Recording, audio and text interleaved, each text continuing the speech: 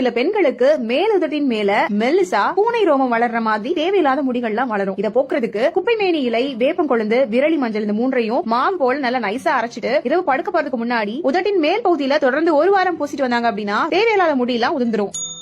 தலையில பொடு நீக்கிறதுக்கு வேப்பம் பட்டையை நல்லா இடிச்சிட்டு தண்ணியில கொதிக்க விடுங்க. அது ஆறுனதுக்கு அப்புறமா நல்ல நுர வர மாதிரி நல்லா கலக்கி விட்டுட்டு அப்புறமா அதை தலை ஃபுல்லா தேய்ச்சிட்டு 1 மணி நேரம் ஊற வச்சு அப்புறம் சேக்கா கொண்டு அலசினீங்க அப்படின்னா பொடுகெல்லாம் மறைஞ்சிரும். 4 நாட்களுக்கு ஒரு முறை நீராவியில முகத்தை காட்டினீங்க அப்படின்னா முகத்தின் நுண்ணிய வியர்வை துவாரங்கள்ல இருக்கக்கூடிய அழுக்குகள்லாம் வெளியேறும், பருக்களும் வராது.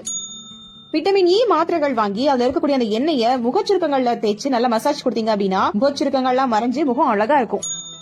நம்ம ஐப்ரோ பென்சில் யூஸ் பண்ணுவோம் இல்லையா, அதை வந்து நம்ம சீவறதுக்கு முன்னாடி கொஞ்ச நேரம் ஃப்ரிட்ஜ்ல வச்சு எடுத்துட்டு அதுக்கப்புறமா நீங்க கட்டர் வச்சு சீவினீங்க அப்படின்னா அதோட எட்ஜஸ் வந்து ஷார்ப்பா வரும். அதே போல புருவம் வரையறதுக்கு ரொம்ப சீரா இருக்கும். மஞ்சள் பூசணிக்காவை சமைக்கும் போதுதான் இந்த விஷயத்த உங்கள்ட்ட சொல்ல நினைச்சாங்க. மார்க்கெட்ல கூறு 10 ரூபாய்க்கு கிடைக்கக்கூடிய மஞ்சள் பூசணிக்கால அப்படி என்ன இருக்கு நீங்க நினைக்கலாம். லோ கேலரிஸ் ஃபுட்ல இதுவும் ஒண்ணுங்க. ஒரு பவுல் நிறைய நீங்க மஞ்சள் பூசணிக்காய் எடுத்துக்கிட்டா கூட அது 50 கேலரிஸ் மட்டும் தாங்க இருக்கும். வெயிட் லாஸ் பண்ணணும்னு நினைக்கிறவங்க தாராளமா இந்த மஞ்சள் பூசணிக்காவை எடுத்துக்கலாங்க. அது மட்டும் இல்ல vitamin A, vitamin C, vitamin E, vitamin B1, B2, B6, D, beta carotene, potassium, calcium, magnesium, இரும்பு நிறைய விஷயங்கள் இதுல இருக்குதுங்க. இது கெட்ட கொழுப்பை கரைச்சு வெயிட் லாஸ்க்கு ரொம்ப ஹெல்ப் பண்ணும். கல்லீரலையும் சிறுநீரக கற்களையும் சுத்தப்படுத்த உதவுது. நோய் எதிர்ப்பு சக்தி அதிகரிக்குது. தூக்கமின்மை பிரச்சனை இருக்கிறவங்க கூட இந்த மஞ்சள் பூசணிக்கால ஜூஸ் எடுத்து குடிக்கலாம். இதய ஆரோக்கியத்துக்கு ரொம்ப நல்லது. இது நீங்க சிறுபருப்பு சேர்த்து கூட்டா பண்ணலாம், கடலைப்பருப்பு சேர்த்து பொரியலா கூட பண்ணலாம். அது மட்டும் இல்ல, இந்த மஞ்சள் பூசணிக்காய் வச்சு குழம்பு கூட வைக்கலாம். இந்த மஞ்சள் பூசணிக்காவை இயற்கை வழி மருத்துவர்கள் கூட குடல் இறக்கத்துக்கு ரெக்கமெண்ட் பண்றாங்க.